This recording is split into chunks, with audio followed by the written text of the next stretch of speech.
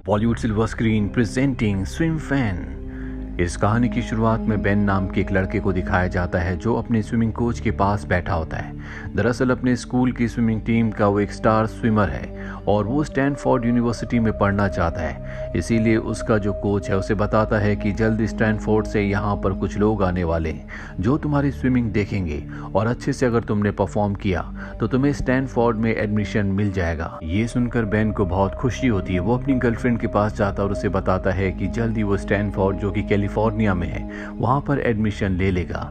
उसकी गर्लफ्रेंड को सुनकर अच्छा नहीं लगता क्योंकि वो एक दूसरी यूनिवर्सिटी में पढ़ने जा रही होती है जो कि रोड आइलैंड में है। पर जब उसे पता चलता है कि बेन स्टैनफोर्ड कैलिफोर्निया जा रहा है तो वो कहती है कि मैं भी कैलिफोर्निया की किसी यूनिवर्सिटी में एडमिशन ले लूंगी ताकि हम दोनों आस पास ही रहें। ये सुनकर बेन को बहुत अच्छा लगता है। अगले दिन बेन जब लॉकर्स के पास जाता है तो वहाँ पर मेडिसन नाम की एक लड़की जो शायद अभी स्कूल में नहीं है अपना लॉकर खोलने की कोशिश कर रही होती है जो उससे खुल नहीं रहा होता। इसीलिए बेन लॉकर खोलने में उसकी मदद करता है और उसे बताता है कि वो स्कूल की स्विमिंग टीम में है। इसके बाद वो यहाँ से स्विमिंग पूल पर जाता है जहाँ पर उसी के साथ स्विमिंग करने वाला एक लड़का जिसका नाम जॉश है वो होता है। जॉश बेन को बताता है कि स्कूल में एक नई लड़की आई है। दरअसल वो मेडिसिन के बारे में बात कर रहा होता है और मेडिसिन जिसकी कजन है उसे जॉश हमेशा बुली किया करता है। इसीलिए उसे इस बात का पूरा यकीन है कि मेडिसिन कभी भी उससे अच्छे से बात नहीं करेगी।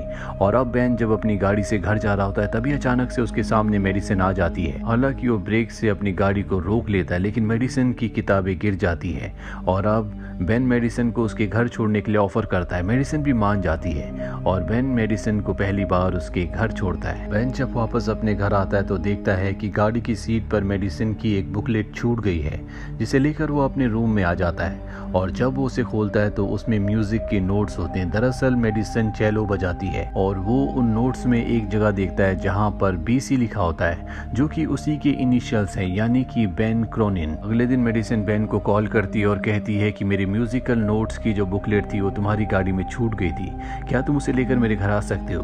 बेन कहता है ठीक है और वो उसके घर पहुंच जाता है। जब वो डोरबेल बजाता है तो वहां पर मेडिसिन का कजन आता है जिसका नाम क्रिस्टोफर है जिसे स्कूल में अधिकतर लड़के बुली करते हैं। ये थोड़ा सा अजीब भी होता है। वो बेन से कहता है लाओ मैं अपनी कजन को यानी कि मेडिसिन को नोटबुक दे दूंगा। मेडिसिन ऊपर से देख लेती है और नीचे आकर वो क्रिस्टोफर को उल्टा सीधा कहना शुरू कर देती है। दरअसल वो क्रिस्टोफर से हमेशा इरिटेटेड रहती है। क्रिस्टोफर के जाने के बाद वो बेन से कहती है शायद मेरा मूड आज अच्छा नहीं है। इसके बाद ये दोनों के दोनों एक रेस्टोरेंट जाते हैं जहाँ पर मेडिसिन उससे पूछती है तुमने पिन से मेरे लॉकर का लॉक खोल दिया था, क्या तुम हमेशा ऐसा करते हो। बेन कहता है कुछ सालों पहले मैं गलत आदतों में पड़ गया था जिसके लिए मुझे कई बार पैसे भी चुराने पड़ते थे, इसीलिए मैंने पिन से लॉकर को खोलना सीखा। हालांकि इसके बाद मुझे कुछ महीनों के लिए जेल भी हुई थी पर शायद वो जेल मेरी अब तक की जिंदगी की सबसे अच्छी चीज थी क्योंकि वहां पर मुझे स्विमिंग पूल साफ करने का काम दिया गया था जहां पर मैंने स्विमिंग करना शुरू किया और आज मैं अपनी स्कूल की स्विमिंग टीम का स्टार प्लेयर हूँ। जब मैं स्विमिंग करता हूँ तो मैं अपनी जिंदगी के सारे दुख दर्द सब कुछ भूल जाता हूँ। मेडिसिन कहती है मेरे साथ भी ऐसा ही होता है जब मैं चेलो बजाती हूँ। बातों ही बातों में बेन को एहसास हो जाता है कि मेडिसिन उसमें इंटरेस्टेड है लेकिन वो उसे बता देता है कि उसकी एक गर्लफ्रेंड है। मेडिसिन कहती है कि मेरा भी एक बॉयफ्रेंड है लेकिन वो न्यूयॉर्क यानी कि यहाँ से बहुत दूर रहता है, इसीलिए हम किसी को भी डेट कर सकते हैं। बेन उसे बताता है कि मेरे साथ स्विमिंग करने वाला मेरा ही फ्रेंड जिसका नाम जॉश है वो तुम्हें पसंद करता है।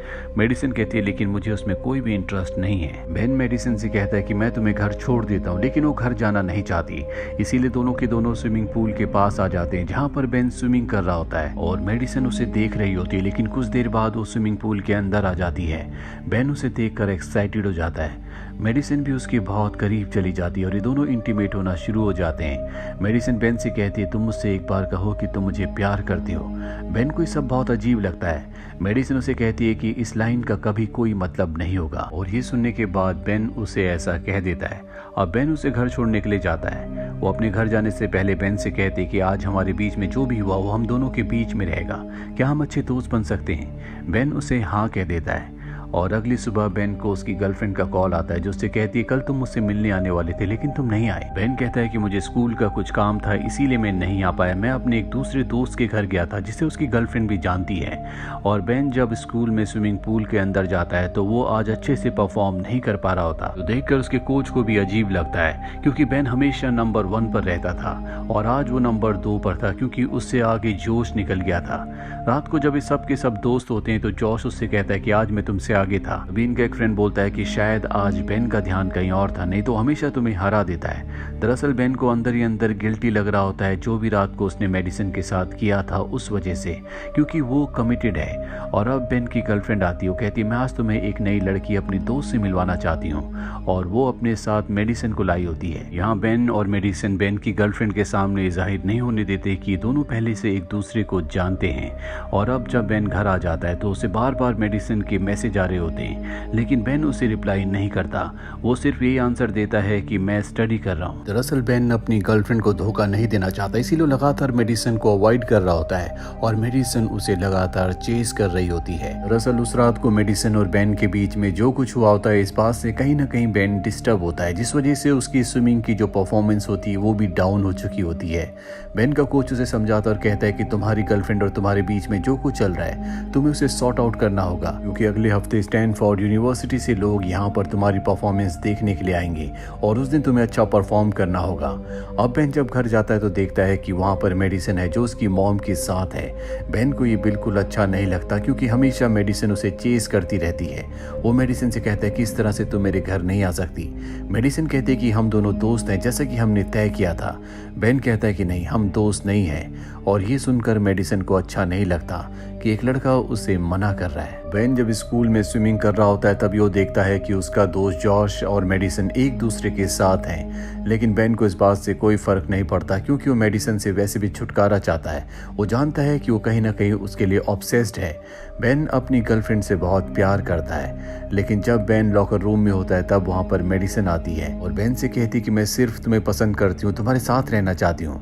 बेन उसे मना कर देता है। वो कहती है कि तुम अपनी गर्लफ्रेंड से ब्रेकअप कर लो, हम दोनों हमेशा साथ रह सकते हैं। बेन कहता है कि मैं तुमसे छुटकारा चाहता हूँ। मेडिसिन बेन से कहती है कि उस रात को तुमने मुझसे कहा था कि तुम मुझसे प्यार करते हो। बेन कहता है कि तुमने मुझे ऐसा कहने के लिए कहा था, उस बात का कोई भी मतलब नहीं था, और ये कहकर वहाँ से चला जाता है।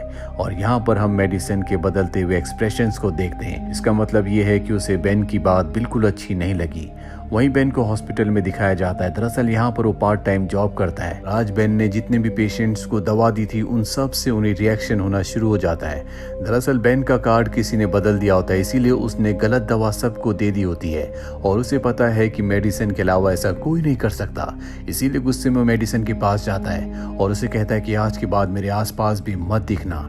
अब बेन अपनी गर्लफ्रेंड के पास जाता है और उसे सब कुछ सच बताना चाहता है, क्योंकि वो जानता है कि अगर उसने नहीं बताया तो मेडिसिन उसे सब कुछ सच बता देगी। आज बेन की गर्लफ्रेंड बहुत ज्यादा बिजी होती है, इसीलिए वो कहती है कि कल सुबह हम बात करेंगे।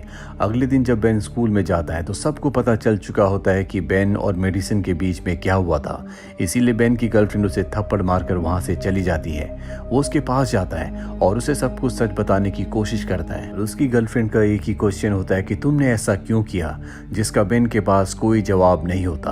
और अब वो दिन आ जाता है जब यहाँ पर स्टैनफोर्ड यूनिवर्सिटी से सभी स्विमर्स को चेक करने के लिए आए होते हैं। यहाँ पर सबके यूरिन का टेस्ट किया जाता है और अब जब सबको स्विमिंग करके अपनी परफॉर्मेंस दिखानी है तभी बेन का कोच उसके पास आता है और बेन को बताता है कि तुम्हारे यूरिन में स्टेरॉइड्स पाया गया है, इसीलिए तुम्हें डिस्क्वालीफाई किया जाता है। बेन कहता है कि मैंने कोई स्टेरॉइड नहीं लिए, पर अब बेन को पता है कि ऐसा उसके साथ और किसी ने नहीं बल्कि मेडिसिन ने किया है। जॉश को ये बात बताता है क्योंकि जॉश और मेडिसिन दोनों एक दूसरे के साथ है, पर जॉश उसकी बातों पर यकीन नहीं करता और उसे पूल में धक्का दे देता है। और जब कुछ देर बाद वो कार में मेडिसिन के साथ होता और ये दोनों एक दूसरे के बहुत क्लोज होते हैं तो मेडिसिन जॉश की जगह यहाँ पर बेन का नाम ले लेती है, जिससे बेन समझ जाता है कि जॉश जो कुछ कह रहा था वो सच कह रहा था। मेडिसिन ने उसे किसी तरह से किसी फूड में स्टेरॉइड्स मिला के दिए हैं, जिस वजह से वो पूरी तरह से डिस्क्वालीफाई हो गया, साथ ही उसे स्विमिंग टीम से भी निकाल दिया गया है। और अब ये सारी की सारी बातें वो कोच को और सबको बताने के लिए जाता है। वहीं हमें बेन को दिखाया जाता है जो आखिरी बार स्विमिंग पूल में स्विमिंग करने का तय करता है,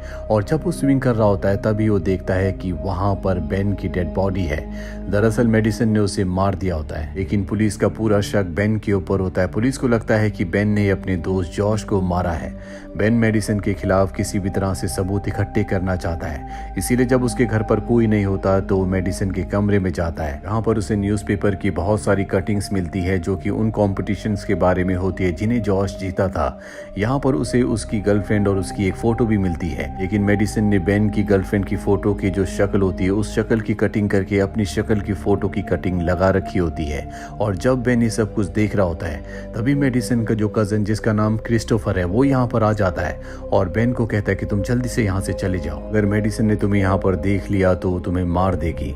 इसके बाद क्रिस्टोफर बेन को अपनी गाड़ी से एक दूसरी जगह ले जाता है जो कि और किसी का नहीं बल्कि मेडिसन के एक्स बॉयफ्रेंड का घर है। और जब ये उस घर के अंदर जाते हैं तो देखते हैं कि वहाँ पर मेडिसन का जो एक्स बॉयफ्रेंड होता है वो पूरी तरह से कोमा में है। मेडिसन ने उसका ये हाल किया है। वही मेडिसन जब अपने घर के बाहर पहुंचती है तो वहां पर वो बेन की गाड़ी देखती है। वो उस गाड़ी को अपने साथ ले जाती है और बेन की गर्लफ्रेंड को टक्कर मार देती है, जिसके बाद बेन की गर्लफ्रेंड हॉस्पिटल पहुंच जाती है। हॉस्पिटल में बेन की मॉम ही डॉक्टर है। बेन को कॉल करके बताती है कि पुलिस को तुम पर पूरी तरह से शक हो चुका है कि तुमने ही अपनी गर्लफ्रेंड को मारने की कोशिश की है, इसीलिए तुम हॉस्पिटल मत आना। बेन अपनी मॉम को बताता है कि मैंने नहीं बल्कि मेडिसन ने किया है, वो अभी उसे मारने की कोशिश करेगी, वो पूरी तरह से अनसेफ है। और अब हमें मेडिसन को दिखाया जाता है जो डॉक्टर के कपड़े पहनकर बेन की गर्लफ्रेंड के कमरे की तरफ जा रही होती है क्योंकि वो उसे मारना चाहती है। लेकिन इससे पहले कि वो उस तक पहुंचती, यहाँ पर जो हॉस्पिटल में हर जगह स्पीकर्स होते हैं जिसमें अनाउंसमेंट होती है और मेडिसन के एक्स बॉयफ्रेंड का नाम बुलाया जाता है और बताया जाता है कि वो कोमा से बाहर आ चुका है। मेडिसन अब नीचे बेसमेंट पार्किंग तक पहुंच जाती है। वो देखती है कि सामने उसका एक्स बॉयफ्रेंड है, लेकिन जब वो पलटता है तो वो देखती है कि वो उसका एक्स बॉयफ्रेंड नहीं बल्कि उसका कजन क्रिस्टोफर है। ये देखकर वो पूरी तरह से अपना आपा खो बैठती है। वो क्रिस्टोफर को मारने के लिए आगे बढ़ती है, लेकिन तभी वहां पर बेन आकर पीछे से उसे पकड़ लेता है और बड़ी चालाकी से उससे कन्फेस करवा लेता है कि उसी ने जॉश को मारा, उसी ने उसकी गर्लफ्रेंड का एक्सीडेंट किया।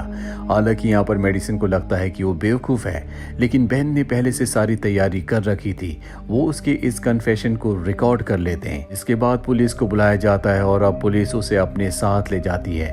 पर जब पुलिस उसे अपने साथ ले जा रही होती है तो मेडिसन की गन छीन कर उन्हें मार देती है। वहीं दूसरी तरफ बेन को दिखाया जाता है जो अपनी गर्लफ्रेंड से माफी मांगता है। उसकी आंखों में आंसू होते हैं और अब उसकी गर्लफ्रेंड भी उसे माफ कर देती है। और रात को जब वो घर पर होते हैं तभी उसे नीचे से कुछ आवाज आती है। जब वो नीचे जाता है तो देखता है कि उसकी मॉम बेहोश है। इसके बाद उसके सर पर भी कोई पीछे से वार करता है और वो भी बेहोश हो जाता है। और जब उसे होश आता है तो वो देखता है कि उसकी गर्लफ्रेंड भी गायब है। कुछ देर बाद उसे मेडिसन का कॉल आता है। वो उसे स्विमिंग पूल के पास बुलाती है और जब बेन स्विमिंग पूल के पास जाता है तो वो देखता है कि स्विमिंग पूल के दूसरी तरफ मेडिसन ने उसकी गर्लफ्रेंड को व्हील चेयर के साथ बांधा है और वो बेन से कहती है कि तुम्हें मुझसे ज्यादा कभी कोई प्यार नहीं कर सकता।